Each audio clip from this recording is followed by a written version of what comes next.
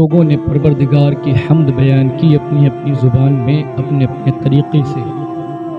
جس چیز سے بھی رب کی حمد بیان کی جائے، رب کی تعریف کی جائے، وہ رب کی حمد ہے، چاہے وہ زمین کے ذریعے سے ہو، چاہے آسمان کے ذریعے سے ہو، چاہے چاند و سورج ستارے کے ذریعے سے ہو۔ جس چیز کے ذریعے سے بھی رب کی حمد بیان کی جائے گی وہ پروردگار کی حمد ہے۔ کسی نے کہا رب کا شکر ادا کر بھائی جس نے میری گائے بنائی، کسی نے رب کا شکر اور رب کی حمد کی اپنے گائے کے ذریعے سے، کسی نے کہا تعریف اس خدا کی جس نے جہاں بنایا، کیسی زمین بنائی، کیا آسماں بنایا۔ کسی نے زمین کے ذریعے سے رب کی حمد کی، کسی نے آسمان کے ذریعے سے رب کی تعریف کی، رب کی ثنا کی۔ لیکن جب ہم زمین کے ذریعے سے رب کی تعریف کرتے ہیں تو آسمان کو بھی پروردگار نے پیدا کیا ہے۔ جب آسمان کے ذریعے سے ہم رب کی تعریف کرتے ہیں تو زمین کو بھی پروردگار نے پیدا کیا ہے۔ جب ہم کہکشاں کے ذریعے سے رب کی حمد بیان کرتے ہیں تو پھولوں کے گلزار کو بھی پروردگار نے پیدا کیا ہے۔ جب ہم پانی کے ذریعے سے رب کی حمد بیان کرتے ہیں تو ہواؤں کو بھی پروردگار نے پیدا کیا ہے۔ غرض یہ کہ اگر ایک چیز کے ذریعے سے ہم رب کی حمد بیان کریں تو دوسری چیز ناراض کہ پروردگار نے اسے بھی پیدا کیا ہے، وہ بھی تعریف کے لائق ہے کہ اس کے ذریعے سے رب کی حمد کی جائے، رب کی ثنا بیان کی جائے۔ زمین کے ذریعے سے کی جائے تو آسمان ناراض، آسمان کے ذریعے سے کی جائے تو زمین ناراض، چاند کے ذریعے سے کی جائے تو سورج ناراض، سورج کے ذریعے سے کی جائے تو چاند ناراض، پھولوں کے ذریعے سے کی جائے تو کہکشاں ناراض۔ غرض یہ کہ ہم ایک چیز کے ذریعے سے اگر رب کی حمد بیان کریں تو دوسری چیز ناراض ہے۔ لیکن اب چلتے ہیں اعلیٰ حضرت کی بارگاہ میں کہ اعلیٰ حضرت رب کی حمد کیسے بیان کرتے ہیں اور کس چیز سے بیان کرتے ہیں۔ تو اعلیٰ حضرت علیہ رحمت و رضوان فرماتے ہیں وہی رب ہے جس نے تجھ کو ہم تن کرم بنایا، ہمیں بھیک مانگنے کو تیرا آستہ بتایا۔ اعلیٰ حضرت کا قلم اٹھا تو آپ نے زمین کے ذریعے سے نہیں، آسمان کے ذریعے سے نہیں، چاند کے ذریعے سے نہیں، سورج کے ذریعے سے نہیں، کہکشاں کے ذریعے سے نہیں، ستاروں کے ذریعے سے نہیں، ہواؤں اور پانیوں کے ذریعے سے نہیں، بلکہ اس کے ذریعے سے رب کی حمد بیان کی، رب کی تعریف کی، رب کی ثنا کی، جو زمین سے بھی افضل ہے، آسمان سے بھی افضل ہے، جو ساری کائنات سے افضل ہے، بلکہ جن کے بارے میں پروردگار ارشاد فرماتا ہے لولاک لما خلقت الافلاق والارضین، اے محبوب اگر آپ کو پیدا کرنا مقصود نہیں ہوتا تو میں زمین و آسمان کو پیدا ہی نہیں کرتا۔ اس ذات کے ذریعے سے اعلیٰ حضرت نے رب کی حمد بیان کی اور آپ نے ارشاد فرمایا وہی رب ہے جس نے تجھ کو ہم تن کرم بنایا، ہمیں بھیک مانگنے کو تیرا آستہ بتایا۔ وہ کنواری پاک مریم، وہ نفخت فیہ کادم، ہے عجب نشان اعظم مگر آمنہ کا جایا، وہی سب سے افضل آیا، وہی سب سے افضل آیا، تجھے حمد ہے خدایا، تجھے حمد ہے خدایا۔ اور یہی بولے سدرہ والے چمنے جہاں کے تھالے، سبھی میں نے چھان ڈالے، تیرے پائے کا نہ پایا، تجھے یک نے یک بنایا، تجھے حمد ہے خدایا، تجھے حمد ہے خدایا۔ رب کی حمد بھی کی تو اس ذات کے ذریعے سے جو ذات ساری کائنات سے افضل ہے۔ اور کمال ہے اعلیٰ حضرت کا کہ اعلیٰ حضرت حمد خدا بھی لکھ رہے ہیں اور نعت مصطفیٰ بھی لکھ رہے ہیں۔ جہاں رب کی حمد ہو رہی ہے ساتھ میں نعت مصطفیٰ بھی ہو رہی ہے۔ اب اعلیٰ حضرت علیہ رحمت و رضوان کی شاعری کو آپ دیکھیں تو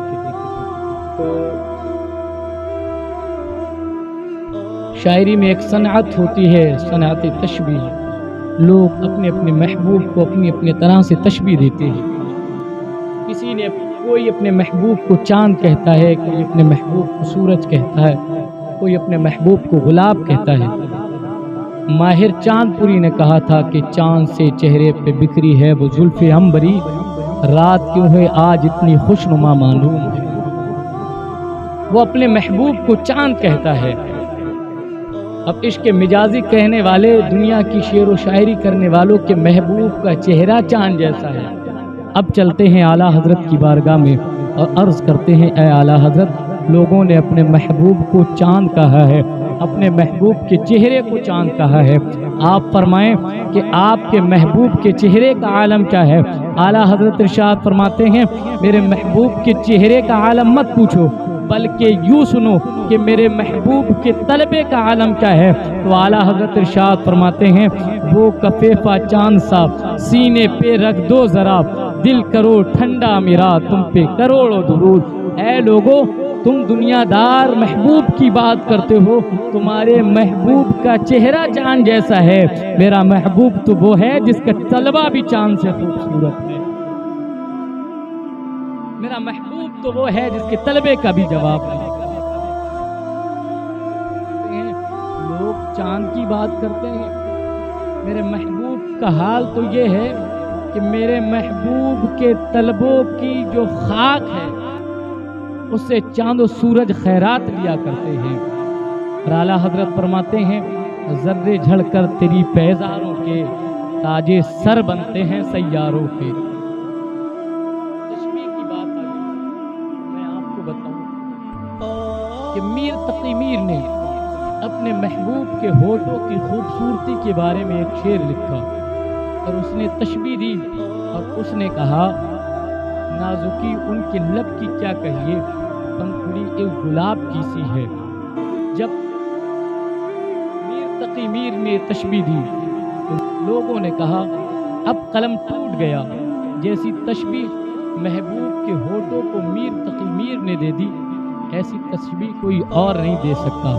اب چلتے ہیں اعلیٰ حضرت کی بارگاہ میں تو عرض کرتے ہیں اے امام اہل سنت، اے تاجدار بریلی، ذرا یہ بتائیے آپ کے محبوب کے ہونٹوں کی خوبصورتی کا عالم کیا ہے؟ لوگ تو کہتے ہیں نازکی ان کی لب کی کیا کہیے، پنکھڑی ایک گلاب کی سی ہے۔ اعلیٰ حضرت ارشاد فرماتے ہیں میرے محبوب کے ہونٹوں کے بارے میں پوچھنے آیا ہے تو سن، پتلی پتلی گلیں قدس کی پتیاں، ان لبوں کی نزاکت پہ لاکھوں سلام۔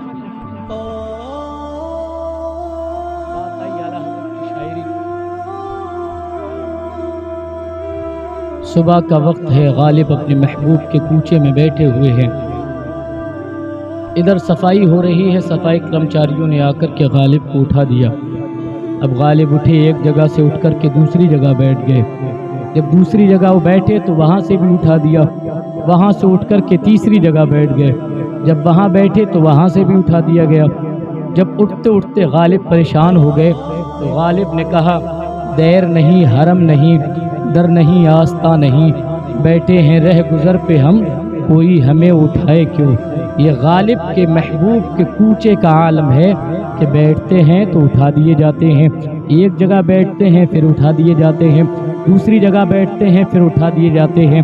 اب چلتے ہیں اعلیٰ حضرت کی بارگاہ میں اور عرض کرتے ہیں اے اعلیٰ حضرت، اے امام اہل سنت، غالب کے محبوب کے تو کوچے کا یہ عالم ہے کہ ایک جگہ بیٹھتا ہے اٹھا دیا جاتا ہے، دوسری جگہ بیٹھتا ہے اٹھا دیا جاتا ہے، تیسری جگہ بیٹھتا ہے اٹھا دیا جاتا ہے۔ اے امام آپ بتائیں آپ کے محبوب کے کوچے کا کیا عالم ہے؟ تو اعلیٰ حضرت ارشاد فرماتے ہیں وہ دنیاوی محبوب کا کوچا ہے کہ بیٹھتا ہے تو اٹھا دیا جاتا ہے، میرے محبوب کے کوچے کا عالم تو یہ ہے کہ فرقے گلی گلی تباہ، ٹھوکرے سب کی کھائیں کیوں، دل کو جو عقل دے خدا تیری گلی سے جائیں کیوں۔ محبوب کے کوچے میں جو آ جاتا ہے وہ آ کر کے محبوب کا ہو کے رہ جاتا ہے۔ اور غالب نے کہا عشق نے غالب نکما کر دیا، ورنہ ہم تھے آدمی، آج جو ہم بیکار نظر آ رہے ہیں اس کی وجہ یہ ہے کہ عشق نے ہمیں نکما کر دیا ہے۔ یہ محبت ہے غالب کی، یہ دنیا سے محبت ہے۔ اب چلتے ہیں امام عشق و محبت کی بارگاہ میں اور عرض کرتے ہیں اے تاجدار بریلی، اے امام اہل سنت، ذرا یہ بتائیے کہ عشق کا مقام آپ کی نظروں میں کیا ہے؟ غالب نے تو کہا ہے کہ عشق نے غالب نکما کر دیا ورنہ ہم تھے آدمی کچھ کام کے۔ اے امام آپ کے نزدیک عشق کا مقام کیا ہے؟ آپ کے نزدیک محبت کا مقام کیا ہے؟ تو اعلیٰ حضرت ارشاد فرماتے ہیں یہ دنیاوی محبت کرنے والے ہیں، یہ دنیا سے محبت کرنے والے ہیں، یہ دنیا سے دل لگانے والے ہیں جو کہتے ہیں عشق نے غالب نکما کر دیا، ورنہ ہم تھے آدمی کچھ کام کے۔ اگر تاجدار مدینہ سے دل لگاتا، اگر تاجدار مدینہ سے محبت کرتا تو یہ نہیں کہتا کہ عشق نے نکما کر دیا، بلکہ یوں کہتا ہے عشق تیرے صدقے جلنے سے چھٹے سستے، جو آگ بجھا دے گی وہ آگ لگائی ہے۔ ہمارے سینے میں جو عشق مصطفیٰ کی آگ چل رہی ہے، یہ کل قیامت کے دن جہنم کی آگ کو بجھا دے گی۔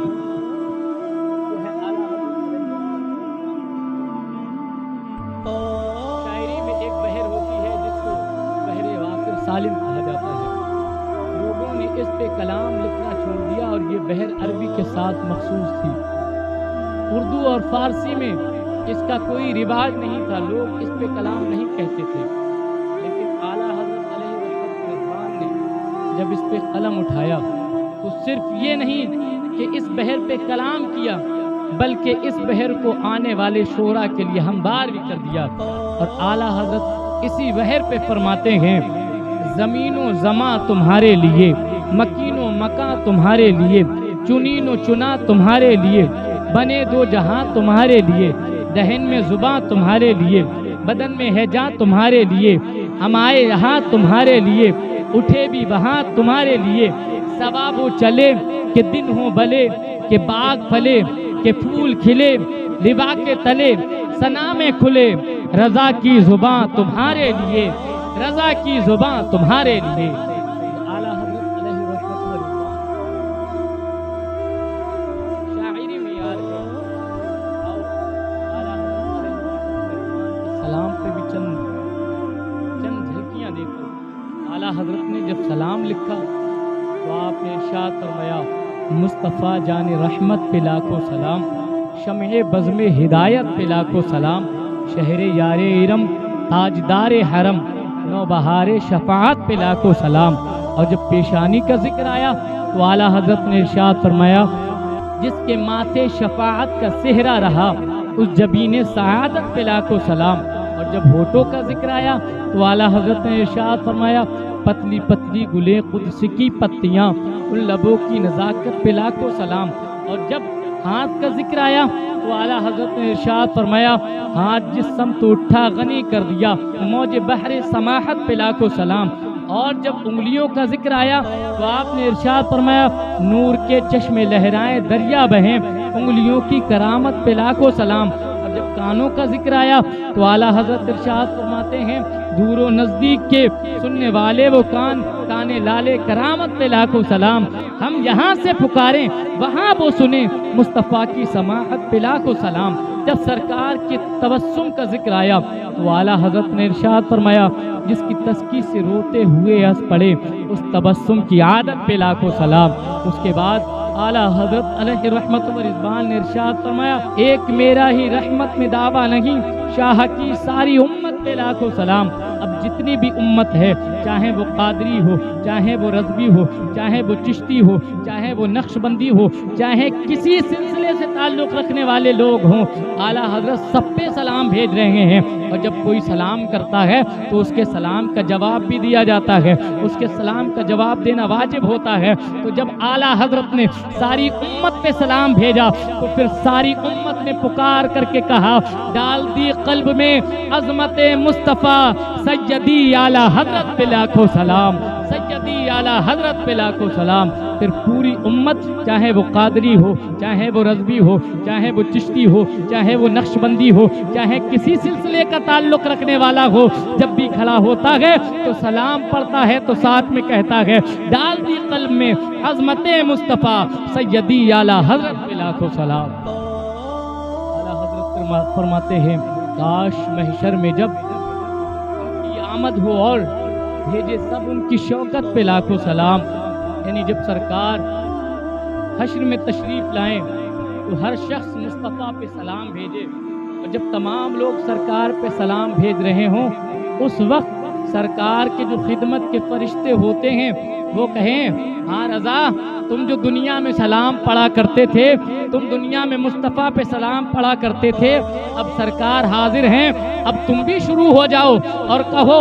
اعلیٰ حضرت فرماتے ہیں مجھ سے خدمت کے قدسی کہیں ہاں رضا مصطفیٰ جان رحمت پہ لاکھوں سلام۔ اے رضا تم دنیا میں مصطفیٰ پہ سلام بھیجتے تھے، اب سرکار سامنے ہیں، اب کھڑے ہو کر کے مصطفیٰ پہ سلام بھیجتے۔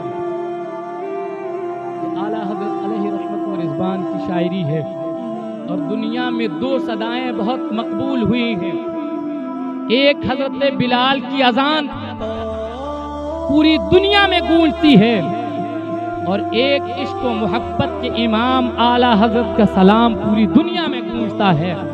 آپ جدھر بھی چلے جاؤ آپ کو دنیا کے ہر کونے میں آپ کو مصطفیٰ جان رحمت پڑھنے والے مل جائیں گے اور آپ کو سننے کے لیے مل جائیں گے۔